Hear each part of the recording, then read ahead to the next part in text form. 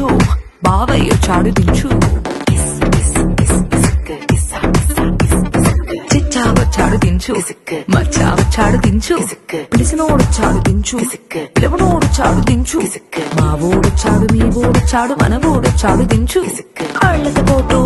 Photo album లో అంటించు మరి నాతో దిగిన బొమ్మని బాబు లాకర్ లో దాచొచ్చు సుక్కున ఈ కిసుక్కులు బయటికి వచ్చాయో దెబ్బలు పడతాయి రాజా.